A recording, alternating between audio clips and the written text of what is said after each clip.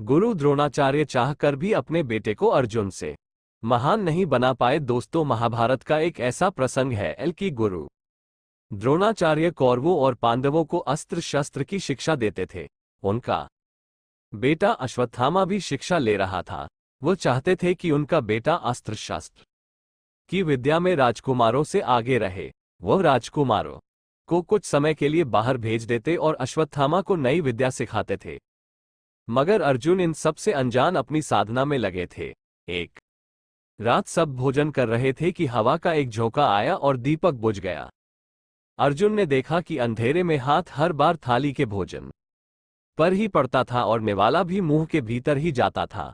उसने सोचा कि ऐसा हमारे अभ्यास के कारण ही होता है। दूसरे दिन से अर्जुन ने रात के अंधेरे में चुपचाप बाण चलाने का अभ्यास शुरू कर दिया।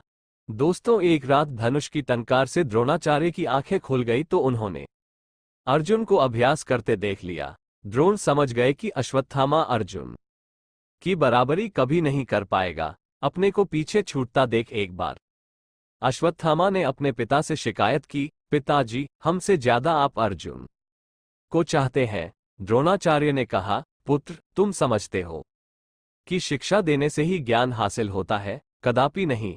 गुरु केवल मार्ग दिखाता है। रास्ते पर चलकर ध्येय पाने का कार्य शिष्य का होता है। उन्होंने अर्जुन के अभ्यास का जिक्र करते हुए कहा, पुत्र, अर्जुन ने धनुर्विद्या में महारत हासिल कर ली है और उसे कोई पछाड़ नहीं सकता। ये सब कुछ अभ्यास का नतीजा है।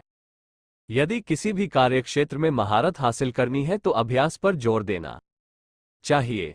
कुरुक्षेत्र के मैदान में अर्जुन ने श्री कृष्ण से पूछा, मन बड़ा चंचल, दृढ़ और बलवान है, इसे वश में कैसे कर सकते हैं? तब श्री कृष्ण ने कहा, अभ्यासेन तु कौन्तेय, अभ्यास से इसे वश में किया जा सकता है। यदि प्रवाहित नीर रुक जाए तो वह गंदा होने लगता है और निरंतर प्रवाहित रहे तो स्वच्छ रहेगा। इसी प्रकार साधक को साधना मार्ग में निरंतर चलते रहना है। मतलब दृढ़तापूर्वक अभ्यास करते रहने से परमेश्वर प्राप्ति संभव है। सांसारिक कार्यों को करते हुए ईश्वर का चिंतन हो सकता है यदि दृढ़ता से अभ्यास किया जाए। परिवार, कारोबार त्याग कर नहीं, समस्त कर्म करते हुए ईश्वर चिंतन करके जीवन को सफल करने का बीड़ा उठाएं।